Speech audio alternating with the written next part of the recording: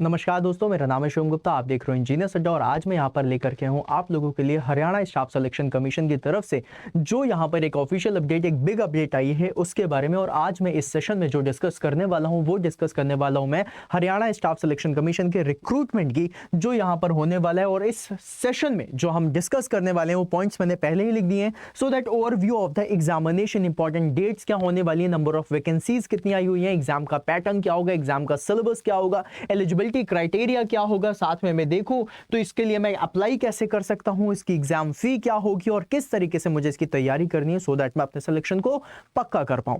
तो गाइज इसके लिए मैं यहां पर आ चुका हूं। फटाफट से मैं आप लोगों को एक थोड़ा सा एग्जाम का ओवरव्यू देता हूं। और सबसे पहले मैं बता दूं that Haryana staff selection commission ने यहां पर पोस्ट निकाली है और बहुत सारी पोस्ट हैं, बहुत सारी कैटेगरीज में, जिसको अभी मैं डिटेल में दिखाने वाला हूं। सबसे बड़ी चीज जो मुझे यहां पर अच्छी लगी उसके बारे में बता दूं। और गाइज सबसे अच्छी चीज जो मुझे यहां पर लगी वो ये है कि इसकी जो एग्जाम फी है दैट इज निल, मतलब कि आप लोगों को एग्जाम फी नहीं लगने वाली है। एग्जाम फी बिल्कुल भी जीरो हो रहेगी, 1 रुपए भी आपके एक्स्ट्रा खर्चे नहीं होने वाले हैं। फिर उसके बाद जो इसका अभी एडवर्टाइजमेंट आया वो आया 7 मार्च को। इसकी स्टार्ट डेट जो फॉर्म फिलिंग की होगी वो होगी 16 मार्च से, जो जाएगी लास्ट डेट 5 अप्रैल तक। और बम्पर ऑफर कहते हैं ना, टोटल वैकेंसीज हम लोगों ने देखा 500 वैकेंसी, 600 वैकेंसी टोटल ओवरऑल पूरे स्टाफ सिलेक्शन कमीशन में जो हरियाणा स्टेट ने अपनी वैकेंसीज बताई हैं वो टेंटेटिव वैकेंसीज बताई हैं 31,500। हो सकता है जब एग्जामिनेशन होने वाला हो या फिर उस समय तक ये वैकेंसीज बढ़ गए 35,000 या 40,000 भी हो जाए, क्योंकि यहाँ पर बहुत सारी वैकेंसीज अभी आप लोगों के लिए आई हैं। आप लोग इंजीनियर्स अड्डा का सेशन चैनल देख रहे हैं और इस सेशन के माध्यम से आप लोगों से कहना चाहूंगा कि यहाँ पर आप लोगों के लिए मैकेनिकल, सिविल और इलेक्ट्रिकल इनके लिए भी भर भर के पोस्ट आई हुई हैं, जिनके बारे में अभी मैं डिस्कस करने वाला हूं। But before that I want to tell you कि भाई साहब कितनी पोस्ट कैसी आई हैं वो मैं आप लोगों को दिखा देता हूं। तो सबसे पहले तो ये जो आप लोगों ने हरियाणा स्टेट का जो ऑफिशियल अपडेट है उसके बारे में बता दूं, जहां पर फी डिटेल में लिखा हुआ है that no fees required to deposited by any candidate for applying against any post. कहने का मतलब क्या है कि भाई साहब कोई भी कैंडिडेट होगा ना, किसी को किसी भी पोस्ट के लिए कोई पैसे देने की जरूरत नहीं है। 7 मार्च को नोटिफिकेशन आया है, 16 मार्च से स्टार्ट होगी डेट और 5 अप्रैल तक लास्ट डेट है। अब यहां पर मेन इंपॉर्टेंस आ जाती है जब मैं बात करता हूं आप लोगों से यहां पर कैलेंडर पे कि भाई मैकेनिकल के लिए, सिविल के लिए और इलेक्ट्रिकल के लिए क्या वैकेंसीज हैं। तो गाइज आप यहां पर देख पा रहे होंगे, मैं इसकी पीडीएफ भी आप लोगों के साथ शेयर कर दूंगा। This one is for civil, right. ये जो सबसे ऊपर लिखा है सिविल इंजीनियरिंग पोस्ट, और सिविल इंजीनियरिंग पोस्ट में देखा जाए तो 20 कैटेगरीज के अंदर लगभग 880 वैकेंसीज हैं। और अगर मैं गाइस बात करूं आप लोगों से इलेक्ट्रिकल इंजीनियरिंग की, तो इलेक्ट्रिकल इंजीनियरिंग के अंदर 10 कैटेगरी में अप्रॉक्सीमेटली 389 पोस्ट हैं। और अगर मैं बात करूं आप लोगों से मैकेनिकल इंजीनियरिंग की तो 11 कैटेगरीज के अंदर 79 पोस्ट आप लोगों को दी हुई है। तो मतलब ये आप लोगों की वैकेंसीज है। अलॉन्ग विद दैट अगर मैं बोलूं तो कंप्यूटर साइंस इंजीनियरिंग के लिए भी आप लोगों की 10 वैकेंसीज हैं। और इस तरीके से सारी की सारी वैकेंसीज हैं। बीएससी, एमएससी एग्रीकल्चर पोस्ट के लिए 128 वैकेंसीज हैं, राइट। फार्मास्यूटिकल जॉब के लिए भी आप लोगों की लगभग 256 वैकेंसीज हैं। साथ में ये आप देख पा रहे हैं staff nurse, legal assistant, inspector, legal metrology, है ना। इस तरीके से कैटेगरीज बनी हुई हैं और इतनी सारी पोस्ट दी हुई हैं। यहाँ पर कैटेगरीज देख रहे हैं और यहां पर नंबर ऑफ पोस्ट देखने के लिए मिल रही हैं। साथ में और भी आगे बढ़ेंगे, ड्रॉटमैन से लेकर के जो ये सिविल के लिए है, राइट, 489, इलेक्ट्रॉनिक्स एंड कम्युनिकेशन के लिए 13 पोस्ट हैं, ड्रॉटमैन मैकेनिकल के लिए 4 पोस्ट हैं, राइट। तो आप इस तरीके से देख पा रहे हैं जहां पर आपको कितनी सारी चीजें दिख रही हैं। अब यहां पर देखो मॉडलर और यहां पे लिखा हुआ mechanic all types and operators, उसके लिए 371 पोस्ट है। मतलब भर भर के पोस्ट आई हुई हैं। आर्कियोलॉजी के लिए 10 पोस्ट दी हुई हैं। फिर उसके बाद फिटर हो गया, टर्नर हो गया, मशीनिस्ट हो गया, इन सब के लिए 78 है। मल्टीपर्पज हेल्थ वर्कर जो होते हैं जिनको हम लोग MPHW के नाम से जानते हैं गाइज, उसके लिए भी यहाँ पर 494 जॉब्स दी हुई हैं, राइट। रेडियोग्राफर हो गया, डिस्पेंसर हो गया, सैनिटरी इंस्पेक्टर हो गया, माइनिंग इंस्पेक्टर हो गया, सेक्शन ऑफिसर हो गया जो जियोलॉजी से जाता है, 74 पोस्ट दी हुई है। मतलब भर भर के आप लोगों के लिए यहाँ पर वैकेंसीज हैं। और सबसे अच्छी चीज आप लोगों को बता दूं कि हर कोई इसमें भर सकता है। मतलब हर कोई कहने का मतलब ऑल ओवर इंडिया नहीं, जो हरियाणा के थे। और कैसे भरना था ये एग्जामिनेशन और किस तरीके से इसमें आप लोगों को सिलेक्शन होगा उसके बारे में अभी मैं आप लोगों को बताऊंगा। तो कुछ चीजें भी है ना, हर चीज वो नहीं होता, टर्म्स एंड कंडीशंस हर जगह अप्लाइड है, उसको भी आप लोगों को देखना है, राइट। तो all these are the vacancies, right. अब इसके बाद गाइज यहाँ पर नीचे लिखा हुआ note this calendar of the examination is tentative. And may vary due to change in number of candidates and any other administrative reasons, मतलब ये चेंज भी हो सकती हैं, राइट। तो इस चीज को आप लोगों को दिमाग में रखना है, ठीक है। अब उसके बाद गाइस आगे बढ़ूंगा मैं, तो आगे आप लोगों के लिए आ जाता है कि भाई क्वालिफिकेशन क्या होने वाला है, फिर उसके बाद आप लोगों के लिए आ जाता है सिलेबस क्या होने वाला है, फिर उसके बाद हम लोग आगे बात करेंगे आप लोगों का एग्जाम का पैटर्न क्या होने वाला है, और फिर उसके बाद आप लोगों को मिलेगा कि एग्जामिनेशन का फीस वगैरह तो मैंने बता दी थी, और किस तरीके से आपको एग्जाम देना है इसके बारे में पता चलना चाहिए। तो गाइज ये जो 31,500 वैकेंसीज आई हैं, ये किस चीज़ की वैकेंसी हैं और क्या हम लोग इसमें क्या क्या चीज़ें देख रहे हैं उनके बारे में बता दूं। स्पेशली फॉर हरियाणा स्टूडेंट्स, यहाँ पर गाइज आप लोगों को कुछ चीज़ें मैं दिखाना चाहूँगा जिसको आप लोग बिल्कुल दिमाग में रखिएगा। It is very important for you all. मैं सबसे पहले आप लोगों को नोटिफिकेशन दिखाता हूँ और इसके हिसाब से आप लोगों को बताऊँगा। यहाँ पर जो डिस्क्रिप्शन दिया हुआ है, इस डिस्क्रिप्शन में आप लोगों को एक बहुत ही अच्छी लाइन यहीं पर ही बता दी गई है, अगर आप इसको देख पा रहे हैं तो। यहाँ पर लिखा है कि गवर्नमेंट ऑफ द हरियाणा ने सबसे पहले एक एग्जाम लिया था, और वो एग्जाम आप लोगों का 12 जनवरी 2021 की डेट का था, जिसे हम लोग कहते हैं CET, right, common eligibility test. अब ये जो कॉमन एलिजिबिलिटी टेस्ट था उसमें जितने भी स्टूडेंट थे अप्रॉक्सीमेटली 7,73,572 स्टूडेंट्स अपीयर हुए थे, और जिनमें से आप लोगों का 3,57,562 जितने भी कैंडिडेट्स हैं उन्होंने क्या किया, यहाँ पर क्लेम किया, राइट, क्वालिफाई किया इस CET को। मतलब 7 लाख में से 3,57,000 लोगों ने इस CET के एग्जाम को, कॉमन एलिजिबिलिटी टेस्ट को इन्होंने पास कर दिया, राइट। अब ये जो 3,57,000 कैंडिडेट हैं, इन लोगों के लिए 31,500 की जॉब है, आप लोगों को जो बता दूं, राइट। अभी आपको समझ में आया कि ये क्या है CET, कॉमन एलिजिबिलिटी टेस्ट। तो specially for the Haryana students, specially for the Haryana aspirants जो अलग अलग डिपार्टमेंट में कहीं से भी जा सकते हैं, वो 10+2 के भी हो सकते हैं, diploma, BSc, BA, BCom, BBA, engineering, BTech, BE, right, जितनी भी चीज़ें हैं, MSc, BSc, MCA, MPhil, right, और PhD, सभी के लिए इन्होंने यहाँ पर पोस्ट निकाली हुई है, और भर भर के पोस्ट निकाली है, राइट। तो सबसे पहली चीज आप लोगों को समझ में आ गई जो मैंने अभी आप लोगों को बताया, ठीक है। 31,529 पोस्ट हैं, वो भी टेंटेटिव है, राइट। इसका डायरेक्ट रिक्रूटमेंट हो रहा है। डायरेक्ट रिक्रूटमेंट कहने का मतलब कि यहाँ पर एक एग्जाम होगा, उस एग्जाम में जो लोग सेलेक्ट होंगे उनका डायरेक्टली आप लोगों का मतलब डॉक्यूमेंट वेरिफिकेशन होता है, बट इट इज़ लाइक पहले से ही सारी चीज़ें रहती हैं। मतलब आप लोग जब एग्जाम दोगे, एग्जाम के बाद आपका DV डॉक्यूमेंट वेरिफिकेशन तो ऑब्वियसली होता ही होता है, फिर उसके बाद आप लोगों का सिलेक्शन हो जाएगा। लिस्ट आ जाएगी कि इन्होंने एग्जाम से मतलब निकाला था, अब इनका सिलेक्शन कर दो, है ना। कोई भी इंटरव्यू वगैरह की इसमें कोई भी प्रोसेस नहीं है, जितना अभी तक मैंने देखा है। इसमें 2-4 चीज़ें हैं जो अभी मैं आप लोगों को बताने वाला हूँ, राइट। इसका एग्जामिनेशन जो होने वाला है वो कब होने वाला है, मई में होने वाला है, राइट। 5 मई से इसका अप्रॉक्सीमेटली डेट दी हुई है, और अलग अलग एग्जाम में इसका दिया हुआ है, राइट। अब इसके बाद इसमें एक चीज़ है गाइस जो मैं आप लोगों को बोल रहा हूँ, वो है क्वालिफिकेशन, जिसके बारे में हम बात करने वाले थे। क्वालिफिकेशन में ऐसा कहा गया है कि जैसे कि बहुत सारी ऐसी पोस्ट होती है ना जहां पर इन्होंने बोला है कि नहीं हमें डिप्लोमा चाहिए। अब मिनिमम क्वालिफिकेशन डिप्लोमा की है, लेकिन बहुत सारे स्टूडेंट्स होते हैं जो डिप्लोमा करने के बाद बीटेक कर लेते हैं, या फिर बीटेक करने के बाद एमटेक कर लेते हैं। तो क्या सिर्फ एमटेक वाला स्टूडेंट इसको नहीं भर सकता? भर सकता है। मिनिमम क्वालिफिकेशन जो बोली है वो तो ठीक है, लेकिन उससे ऊपर की भी कोई क्वालिफाइड स्टूडेंट या फिर एस्पिरेंट है वो भी फॉर्म को भर सकते हैं। यहां पर साफ साफ लिखा हुआ है, राइट, देखो क्या लिखा हुआ है। लिखा हुआ है all candidates should fulfill the qualification on the cut off date. Candidates applying for a post should possess the certificate issued by the competition authorities prior to the cut off. Okay, claims the eligibility account of the processing qualification of the, हाँ ये देखिए यहां पर लिखा है if a candidate claims eligibility on the account of the possessing higher qualification in the same line as prescribed in the minimum qualification for that post, in that case he और she should provide certificate duly issued by the competent authority therein clearing stating that educational qualification possessed by a candidate is higher in the same line to the qualification which has been prescribed for the particular post in a particular advertisement, right। तो मतलब उन्होंने बता दिया कि भाई आपको सबसे पहले ही ये सारी चीजें करनी पड़ेंगी, ठीक है। फिर उसके बाद डिटेल सिलेबस के बारे में अगर मैं बात करूं कि इसका डिटेल सिलेबस क्या होगा, तो बेसिकली अगर मैं डील करूं मैकेनिकल इंजीनियरिंग, सिविल इंजीनियरिंग और इलेक्ट्रिकल इंजीनियरिंग, तो मैं आप लोगों को यहाँ पर 2 चीजें बताऊंगा। अब इनके सिलेबस को भी ढूंढने के लिए इस नोटिफिकेशन में तो सिलेबस नहीं है। सिलेबस कहां से आएगा, क्या चीजें आएंगी, वो सारी चीजें आपको डिस्क्रिप्शन में डलवा दूंगा, लेकिन आप लोगों को सिलेबस दिखा देता हूं और एग्जाम पैटर्न बता देता हूं कि क्या होने वाला है, राइट।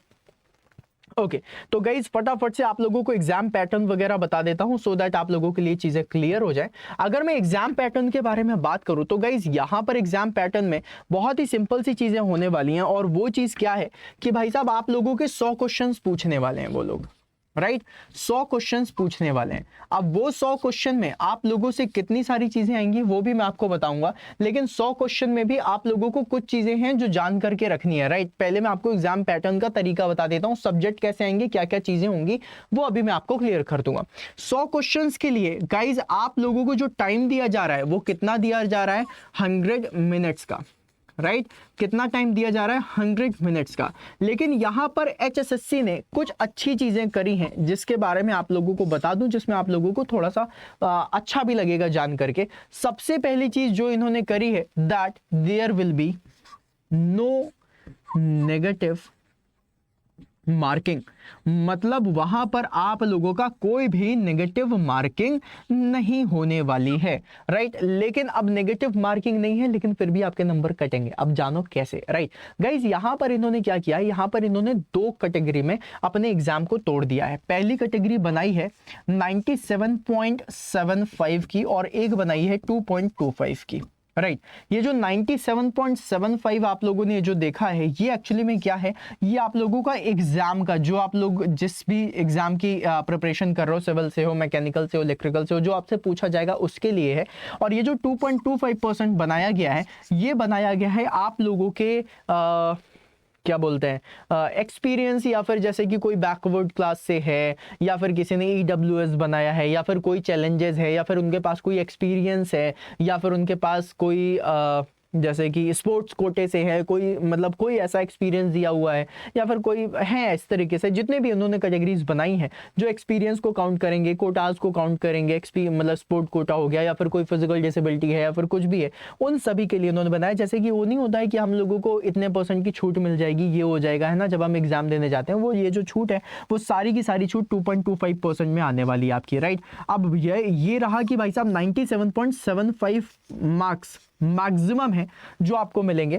अब ये जो 97.75 है ये परसेंटेज भी है और ये मार्क्स भी है। इन मार्क्स के लिए आप लोगों को टाइम कितना दिया जा रहा है मेरे लाल, इन मार्क्स के लिए आप लोगों को 100 मिनट का टाइम दिया जा रहा है। लेकिन यहां पर हरियाणा सरकार ने एक और भी अच्छी चीज करी है, उन्होंने कहा है नो नेगेटिव मार्किंग, राइट कि भाई नेगेटिव मार्किंग तो नहीं है, मतलब आप सारे के सारे क्वेश्चन जो आपसे बन रहे हैं या फिर जो आपसे नहीं बन रहे हैं वो सारे के सारे क्वेश्चन आप अटेम्प्ट कर सकते हैं। कई बार क्या हो जाता है, स्टूडेंट क्वेश्चन को अटेम्प्ट करते हैं लेकिन अगर उनसे क्वेश्चन नहीं बनता है तो वो छोड़ करके चले आते हैं। आप लोगों ने ये वाली चीज नोटिस करी होगी कि मान लीजिए 100 में से 70 क्वेश्चन आपसे बनते हैं तो 70 तो टिक कर दिए, राइट। बहुत बार ऐसा होता है 30 क्वेश्चन तो हम पढ़ भी नहीं पाए, 30 क्वेश्चन हम टिक भी नहीं कर पाए, ऐसा होता है।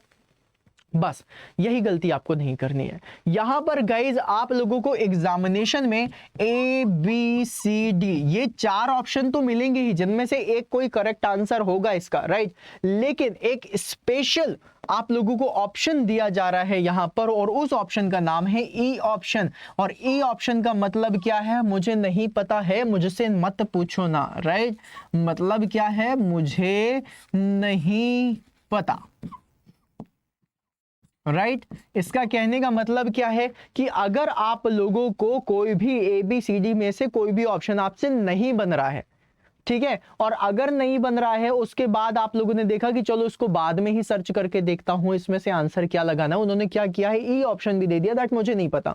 मतलब अगर आपको कोई भी ऑप्शन नहीं आ रहा है, कोई भी क्वेश्चन नहीं बन रहा है, तो आपको ई टिक कर देना कि भाई इसके बारे में मैं नहीं जानता, ये मुझे नहीं पता है। कहने का मतलब क्या हुआ, कहने का मतलब ये है कि नो नेगेटिव मार्किंग है। आपने गलत आंसर दिया तो कोई बात नहीं, लेकिन अगर आपने क्वेश्चन को स्किप कर दिया, अगर आपने एग्जामिनेशन में किसी भी क्वेश्चन को स्किप कर दिया तो 0.975 नंबर की नेगेटिव मार्किंग आपको मिलेगी।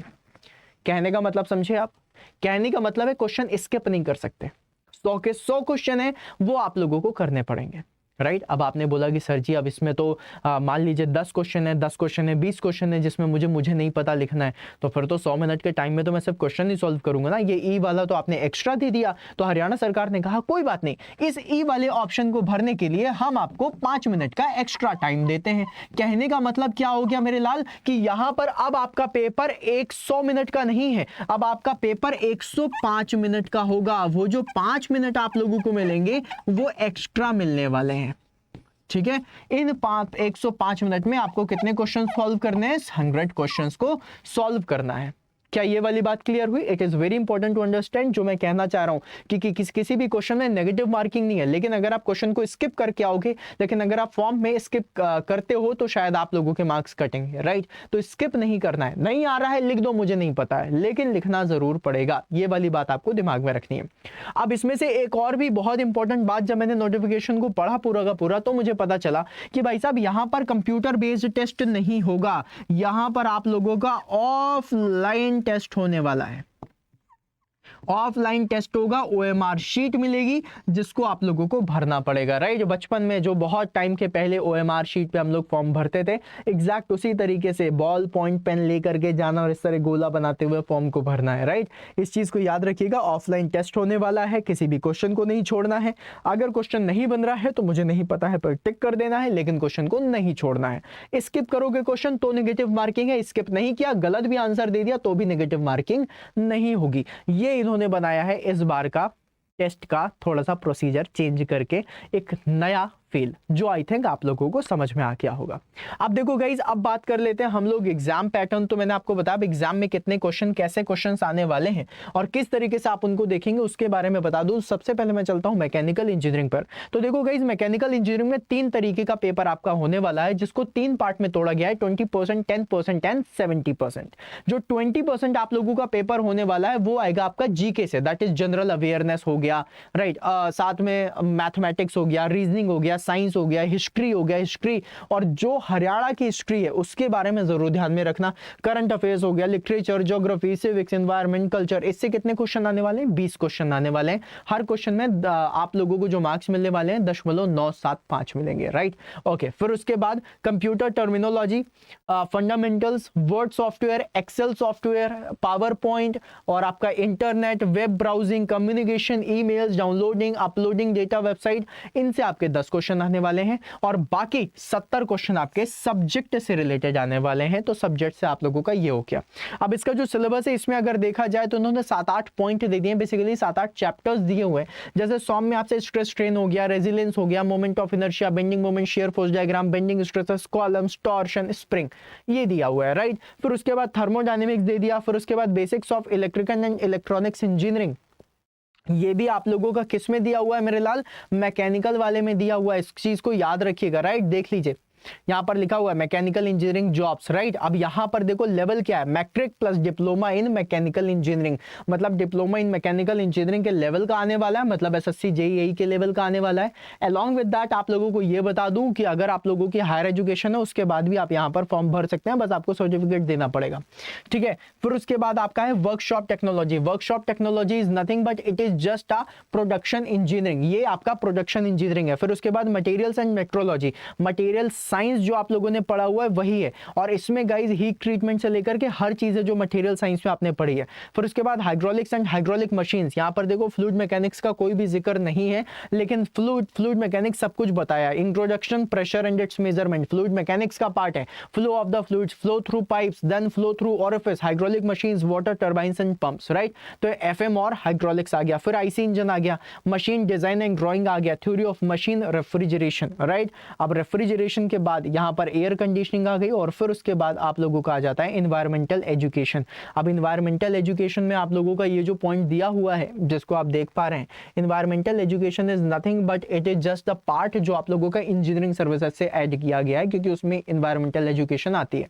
फिर उसके बाद गाइज यहां पर सीएनसी एंड ऑटोमेशन, मतलब CNC machine that is computer numeric control machine और ऑटोमेशन से लेकर के यहां पर है। फिर उसके बाद ऑटोमोबाइल इंजीनियरिंग है, then inspection and quality control that is nothing but it is the industrial engineering part. फिर उसके बाद इंडस्ट्रियल इंजीनियरिंग का थोड़ा एक्स्ट्रा पार्ट भी दिया है। देन उसके बाद एंटरप्रेन्योरशिप, डेवलपमेंट एंड मैनेजमेंट, ये पोर्शन भी दिया हुआ है। तो ये जो आप लोगों ने देखा, ये है आप लोगों का मैकेनिकल इंजीनियरिंग का, राइट। एंड यहाँ पर लिखा हुआ है that the weightage as mentioned against the syllabus is tentative and may vary. इसका कहने का मतलब क्या है? इसका कहने का मतलब है कि यहाँ पर जो वेटेज दिया हुआ है और जो चीज़ें आपको सिलेबस में दी हैं वो भी वेरी कर सकती हैं। इट इज़ नॉट 100% कि जो चीज़ें आपने देखी हैं, जितनी चीज़ें उन्होंने लिख करके दे दी वही आने वाला है, राइट, उतने ही नंबर का आएगा। इसमें अलग अलग चीज़ें भी आ सकती हैं। अलॉन्ग विद दैट अगर मैं आप लोगों को दिखाऊं तो ये है आप लोगों का सिविल इंजीनियरिंग का। सिविल इंजीनियरिंग में जो आपके दो पार्ट हैं, जो मैंने आपको बताया था 10 नंबर और 20 नंबर, मतलब 30 नंबर के, वो सेम है। फिर उसके बाद यहाँ पर ये चीज़ें आ जाती हैं जहाँ पर फ्लूइड मैकेनिक्स लिख करके दे रहा है, स्ट्रक्चरल मशीन्स दे रहा है, फिर उसके बाद सर्वेइंग है, देन कंस्ट्रक्शन मटेरियल्स है, बिल्डिंग कंस्ट्रक्शंस है, राइट। तो जितनी भी पीडीएफ है वो सारी चीज़ें मैं आप लोगों को डिस्क्रिप्शन में ऐड करवा दूंगा, जहाँ से आप जा करके अपना डिटेल्ड सिलेबस को देख सकते हैं। मैं डिस्क्रिप्शन में सारी चीज़ें डलवा दूंगा, राइट। फिर उसके बाद आ जाते हैं हम लोग इलेक्ट्रिकल इंजीनियरिंग पे। अब इलेक्ट्रिकल इंजीनियरिंग पे भी आप लोगों का वही 30 नंबर सेम है और इलेक्ट्रिकल इंजीनियरिंग के ये सब्जेक्ट्स हैं जो आप देख पा रहे हैं। Electrical and electronics engineering materials हो गया, इलेक्ट्रॉनिक्स का पोर्शन हो गया, फिर उसके बाद इलेक्ट्रिकल मशीन्स का हो गया, एस्टिमेशन कॉस्टिंग का हो गया, इलेक्ट्रॉनिक मेजरमेंट इंस्ट्रूमेंट्स का हो गया, right, utilization of electrical energy, digital electronics, electrical power, right. फिर उसके बाद तो ये जितनी भी चीज़ें मैं आपको दिखा रहा हूँ, एक मिनट थोड़ा सा ज़्यादा, हाँ। फिर उसके बाद इंस्ट्रूमेंटेशन हो गया, देन सोलर पैनल इंस्टॉलेशन हो गया, नॉन कन्वेंशनल एनर्जी सोर्सेज हो गए। ये भी जो नॉन कन्वेंशनल आप लोग देख रहे हैं ये एनवायरनमेंट का पार्ट हो जाता है। इलेक्ट्रिकल एनर्जी एंड कंजर्वेशन हो गया। फिर उसके बाद आपको इंडस्ट्रियल इलेक्ट्रॉनिक्स वगैरह दे दिया। फिर installation and maintenance of the electrical equipments के बारे में बता दिया। फिर आप लोगों से कुछ मेंटेनेंस के बारे में दे दिया। तो ये सारी चीज़ें आप लोगों की किसमें? इलेक्ट्रिकल इंजीनियरिंग में। तो आप लोगों ने सिलेबस देख लिया, एग्जाम पैटर्न देख लिया, अलॉन्ग विद दैट आप लोगों ने देख लिया कि किस तरीके से क्वेश्चन पूछे जाने वाले हैं, क्या उसका नेगेटिव मार्किंग कैसे होगी, क्या कोई क्वेश्चन छोड़ना है या फिर किसी भी क्वेश्चन को साथ में रखना है। ये सारी चीज़ें मैंने अभी आप लोगों के साथ डिस्कस करी।